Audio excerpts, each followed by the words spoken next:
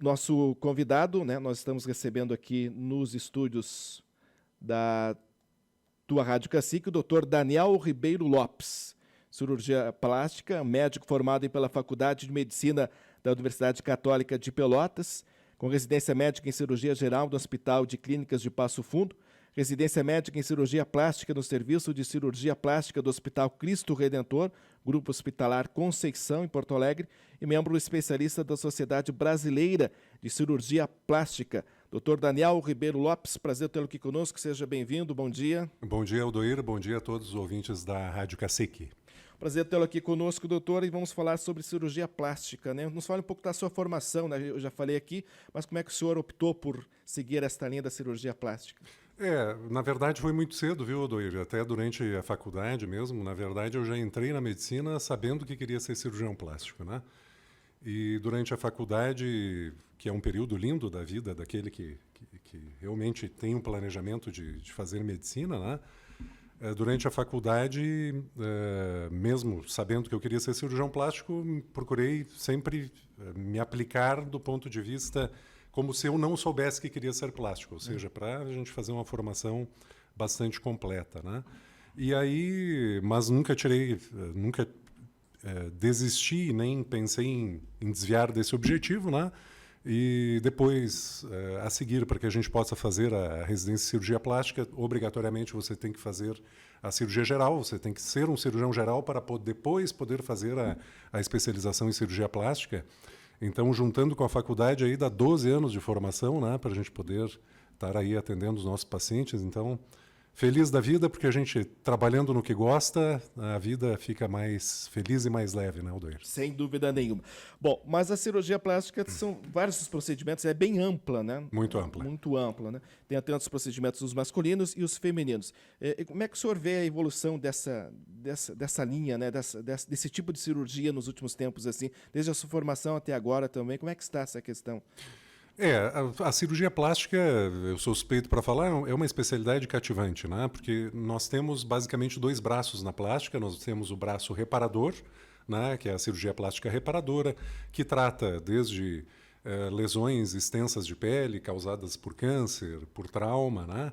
E também grandes queimados, né? A cirurgia plástica reparadora, ela atua de uma maneira muito importante para esses pacientes, né? Também nos pacientes pós-bariátricos, né, que são aqueles pacientes que fazem a cirurgia bariátrica para perder o excesso de peso e depois acabam tendo um excesso de pele muito grande que a gente precisa resolver através da cirurgia plástica. E o braço estético, né, que são as cirurgias pós-gestação, por exemplo, quando a paciente já teve lá os seus nenês, e, inevitavelmente, vai ter alterações no seu abdômen, excesso de pele, flacidez, as mamas vão cair, vão ceder, né? Os tecidos cedem, isso faz parte da nossa fisiologia, do nosso organismo, é o ciclo da vida, né? Sim. Então, com o envelhecimento, os tecidos caem, ficam mais flácidos. Então, por exemplo, essas pacientes que já tiveram prole, já tiveram bebês, a gente consegue organizar de uma maneira que se faça a cirurgia e a gente consiga uma melhora do contorno, né? E os procedimentos de lipoaspiração para aqueles pacientes que têm gordura localizada, né? Lembrando sempre que a lipoaspiração não é uma cirurgia de emagrecimento, é uma cirurgia para melhora do contorno corporal, né? Essa é uma dúvida bastante comum. Ou seja, o paciente tem que ter alguns parâmetros clínicos para que ele se encaixe na indicação de lipoaspiração. E dentro da lipoaspiração nós temos a lipoaspiração habitual, a lipoaspiração HD. Existem hoje, a cirurgia plástica, ela é uma especialidade linda porque ela está em constante evolução, como todas as outras, mas sempre surgindo novas técnicas, novos conceitos que a gente que ama o que faz sempre está muito atualizado e estudando para sempre oferecer para os pacientes da clínica o que há de mais avançado, assim, mais moderno, para que a gente possa obter resultados mais satisfatórios assim, para os nossos pacientes, que é o nosso objetivo, né? Desses dois braços que o senhor fala, qual que é o mais procurado, que tem mais procura de pacientes? No consultório, sem dúvida, é o braço estético, né? Só que, na verdade, a cirurgia plástica ela tem o componente reparador e estético, mas eles, assim, para fins didáticos, a gente conversando, até separa um pouco. Mas, na prática, são conceitos que eles são indissociáveis, né? porque sempre que há alguma coisa no corpo do paciente que o incomoda, seja, por exemplo, vamos pegar o exemplo daquela paciente que tem as mamas muito grandes e que estão muito caídas, muito flácidas. Obviamente, ela busca uma melhor estética da mama. Só que essa também é uma cirurgia reparadora, porque a gente objetiva que aquela mama fique mais leve, que ela fique mais adequada para a paciente conseguir colocar uma roupa, para que ela se sinta melhor, para que ela possa fazer as atividades dela do dia a dia. Então, mesmo uma cirurgia que a gente considera muitas vezes como estética, ela tem sim componentes reparadores, né?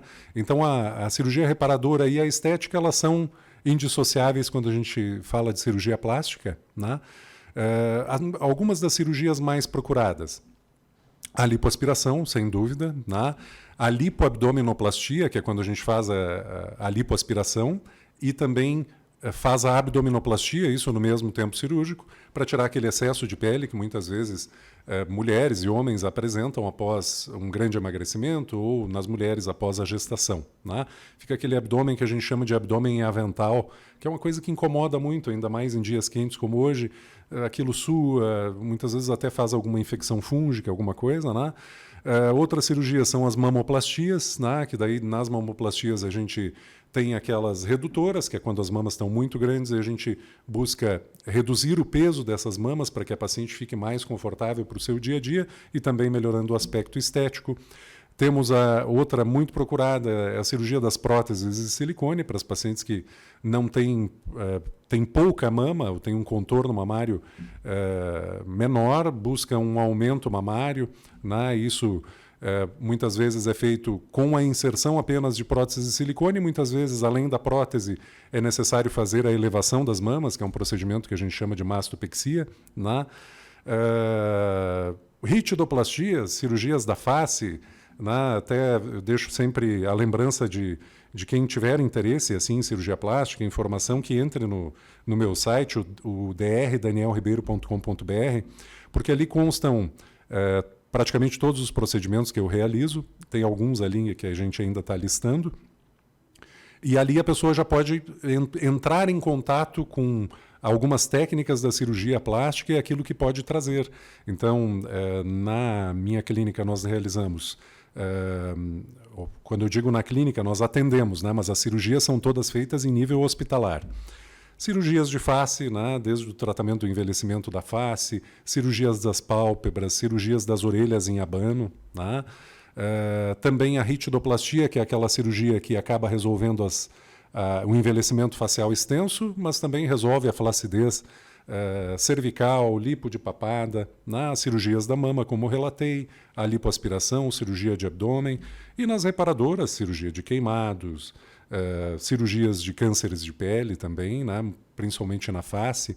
Normalmente os colegas acabam enviando ao cirurgião plástico, porque as cirurgias na face, elas são bastante complexas e pela escassez de pele, muitas vezes é necessário a gente fazer técnicas diferentes, né? Então eu recebo bastante encaminhamento, além das cirurgias estéticas, também de colegas que enviam pacientes com tumores, com cânceres de pele, para que eu possa fazer a retirada de uma maneira que cure a doença, mas que também mantenha um aspecto estético aceitável para o paciente, né? Bueno, temos inúmeras técnicas, né, que a gente realiza e, na verdade, até estou à disposição se houver alguma dúvida da audiência aí para que a gente possa eventualmente responder alguma pergunta.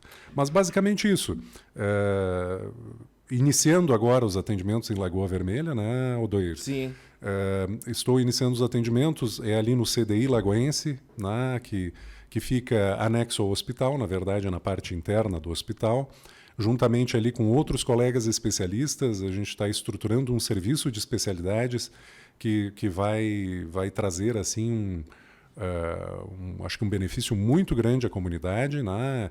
É uma clínica que está sendo estruturada no sentido de oferecer várias especialidades, onde todos os colegas buscam aí oferecer o melhor para a comunidade de Lagoa Vermelha.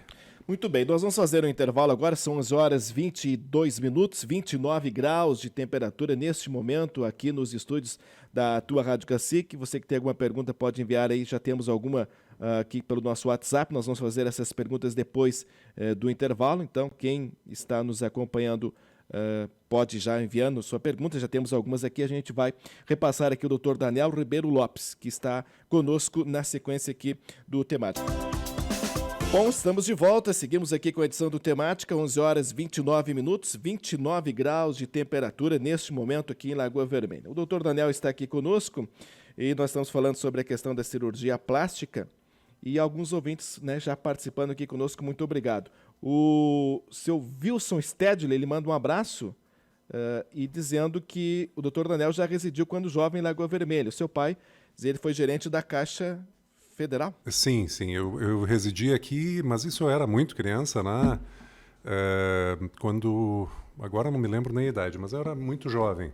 O meu pai foi gerente da Caixa durante um ano aqui em Lagoa e residimos só um ano, depois, né, já fomos transferidos. Eu sou natural de Vacaria e aí depois de Lagoa meu pai acabou sendo transferido para Vacaria, que é onde a gente residia, né? E o Wilson Stedley, ele é meu primo. Uhum. Então, deixaram um abraço para ele aí. Era primo primeiro grau da minha mãe e meu primo em segundo grau. Um grande abraço, Wilson. Bom, doutor, um ouvinte quer saber aqui com quantos anos uma adolescente já pode fazer a cirurgia para a redução de mamas?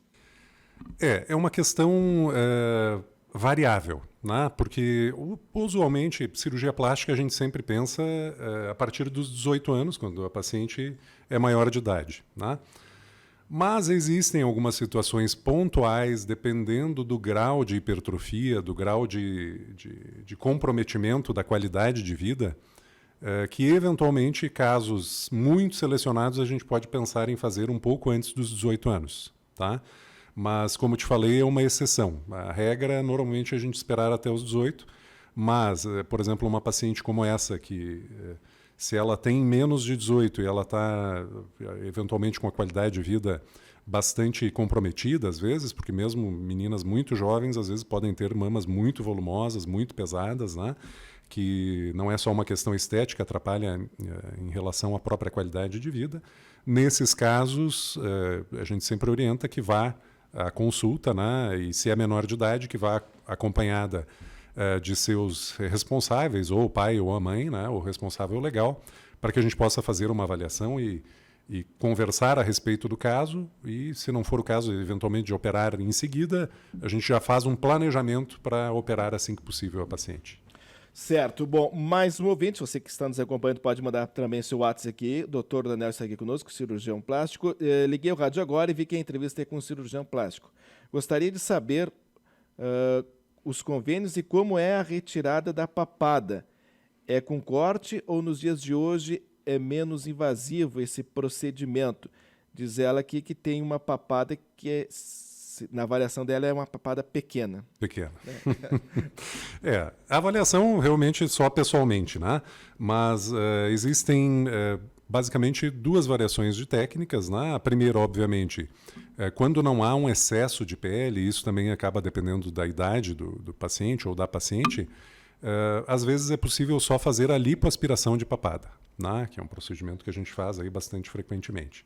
Mas quando há um excesso de pele junto com o excesso de gordura, ou seja, quando há flacidez e um excesso de pele bastante claro na região da papada, muitas vezes é necessário a gente fazer a cirurgia em si, né, que daí envolve incisões, mas que são incisões muito discretas e que ficam em locais estratégicos para que fiquem muito discretas e muitas vezes quase imperceptíveis. Uhum.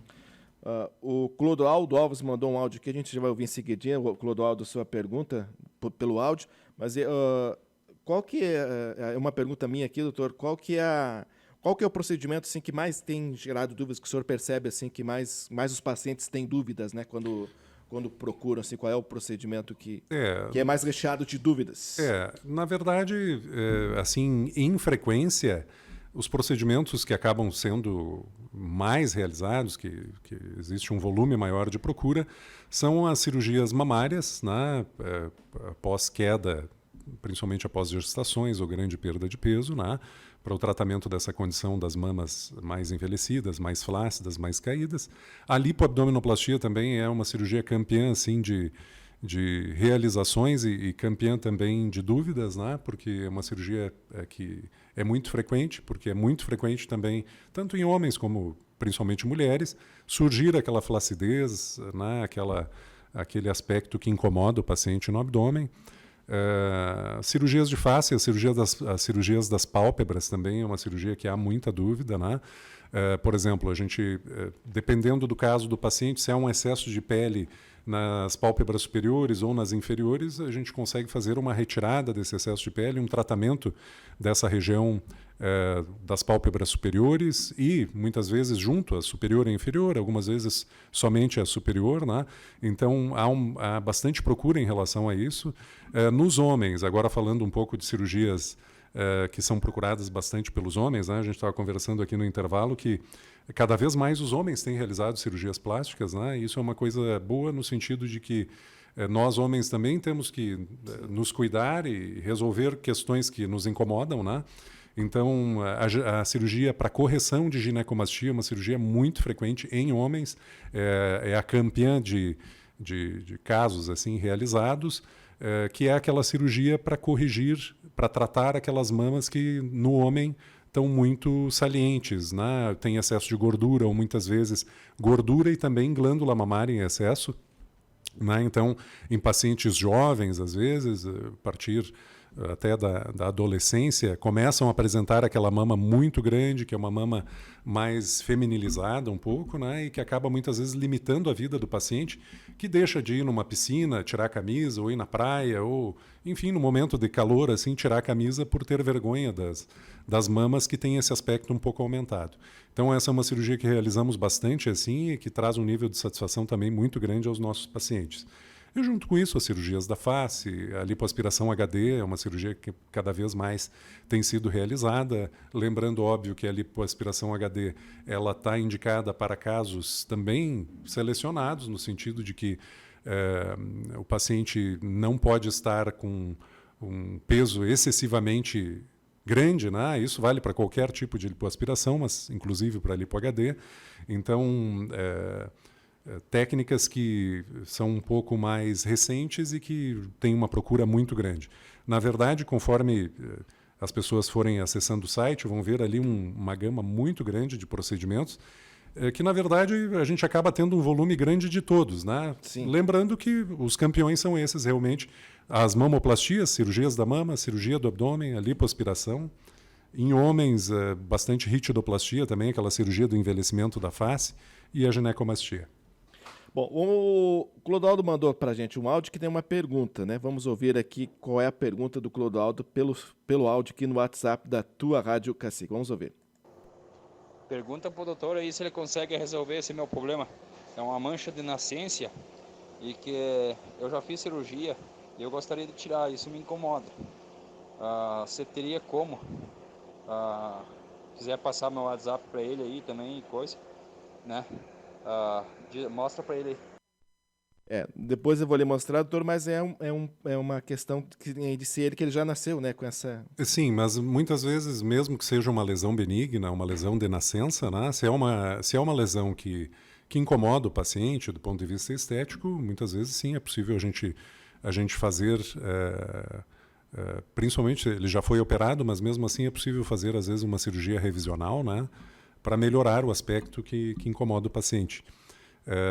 Lembrando sempre que é indispensável que a gente veja o paciente pessoalmente, né, através da consulta, porque não é só uma questão visual, a gente precisa ver a pele do paciente, tem que ver como é que está a qualidade dessa pele, o nível de flacidez, né? Então, sim, é possível tratar qualquer lesão de pele, né, mas obviamente a gente precisa avaliar o paciente presencialmente, né?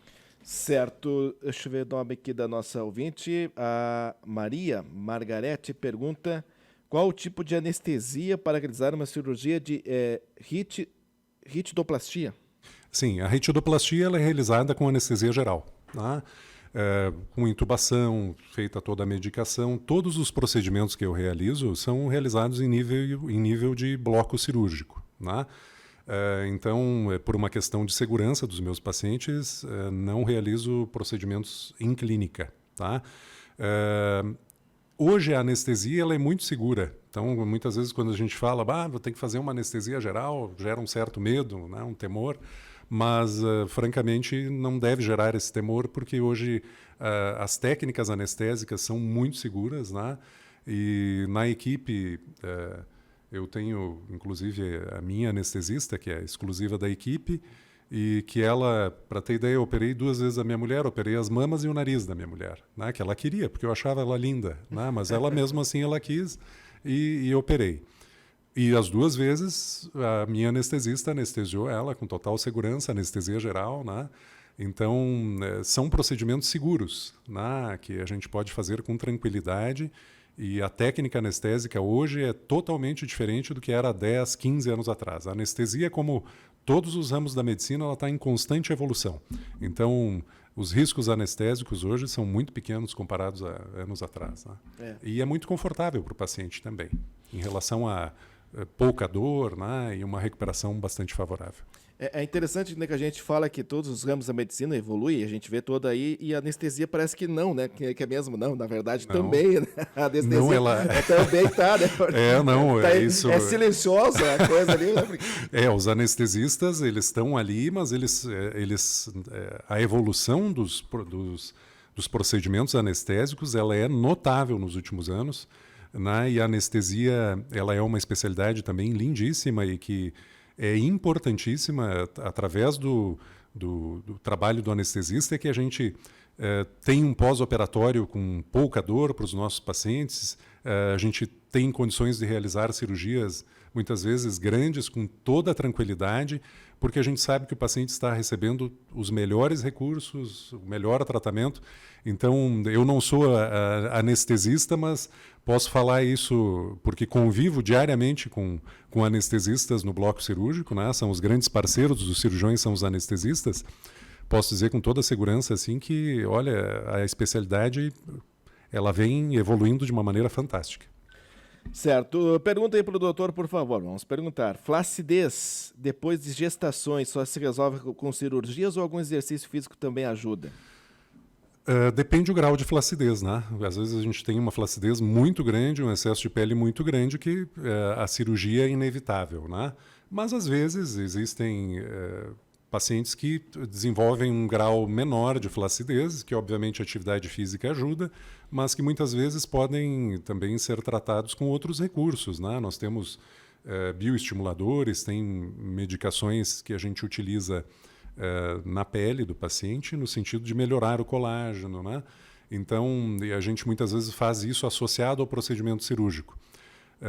Mas, assim, normalmente aquela flacidez muito grande, pós-gestação, aquela a gente chama de diástase abdominal, que é o afastamento das porções do reto abdominal, que fazem com que o abdômen fique mais protruso, né, mais para fora, são alterações que, onde muitas vezes a lipoabdominoplastia é indispensável. Mas é aquilo, né, Aldoir? Tem que avaliar o paciente, e avaliando a gente vê realmente o grau e ver se eventualmente é possível adiar a cirurgia ou se o procedimento cirúrgico é o melhor para o paciente. Cirurgia da pálpebra e da papada, ele efetua qual tipo de anestesia? Tempo de recuperação? Sim, eu faço todos os tipos. Na verdade, a única cirurgia plástica assim que eu não realizo é o implante capilar. Porque é uma área que eu acabei não tendo uma grande atração durante a minha formação, então eu preferi não fazer, porque não é um procedimento, eu acabo indicando, assim, quando tem algum paciente, e tem bastante que procuram, eu indico um colega muito bom que se dedicou basicamente a fazer transplante capilar. Mas em relação às outras cirurgias, todas eu realizo, né? Então, a anestesia depende. Se for só uma lipo de papada e uma blefaroplastia superior, muitas vezes a gente consegue fazer com uma anestesia local mais uma sedação em bloco cirúrgico, sempre. Todas as cirurgias em bloco cirúrgico. Mas se for a ritidoplastia, ou seja, muitas vezes a papada, só a lipoaspiração não vai resolver. Se tiver muita flacidez de pele, aí é a ritidoplastia, né? E aí aí a anestesia geral. Então, se for só a lipoaspiração de papada mais a blefaroplastia, o tratamento da pálpebra superior, é possível fazer com anestesia local mais uma sedação. Certo. Bom, está chegando mais uma última pergunta aqui, porque o nosso horário está se esgotando. Antes, até a nossa ouvinte concluir o que está digitando aqui, doutor, só que eu gostaria que o senhor recuperasse o atendimento, né? O seu atendimento aqui, como que se faz para também, enfim, aqui em Lagoa Vermelha, passará a atender aqui os pacientes também de Lagoa, né? Isso. O atendimento é realizado no CDI Lagoense, que é uma clínica de especialidades que está anexa ao hospital, né? Está na parte interior do hospital. Depois o Aldoir, acho que tem o telefone de lá, que agora não está aqui comigo, mas só entrar em contato, nós temos as nossas secretárias lá que vão fazer um ótimo atendimento e agendar a consulta. Tá? Normalmente a gente vai fazer esse atendimento aí semanal, né? Aqui na cidade de Lagoa Vermelha, e as cirurgias, algumas podendo ser realizadas aqui em Lagoa Vermelha, algumas sendo realizadas dependendo do tamanho da cirurgia, enfim, da complexidade, às vezes a gente pode ter que realizar em Passo Fundo, né? Mas sempre em nível hospitalar. Certo. Bom, particular e convênios também, doutor? No momento, apenas particulares. Particulares, certo. É a pergunta que estava chegando aqui. Muito bem, depois a gente repassa também aqui para os nossos ouvintes alguns contatos e está, inclusive, rodando também na nossa programação, né, uma chamada no convite aí. Bom, doutor Daniel, muito obrigado pela sua presença aqui. Certamente é a primeira de outras, né, que estaremos aqui batendo papo também na sequência da programação da Rádio Cacique, estabelecendo esse vínculo maior com os seus pacientes aqui também de Lagoa Vermelha e da região a partir de agora, né? Muito obrigado pela presença aqui conosco hoje. Eu que agradeço, Aldoir. Deixo um abraço a ti e a todos os ouvintes da Rádio Cacique. Dr. Daniel Lopes, aí, médico cirurgião dentista, que passa a atender também a cirurgião plástico, né? Cirurgião plástico, que passa também a atender a partir de agora aqui em Lagoa Vermelha.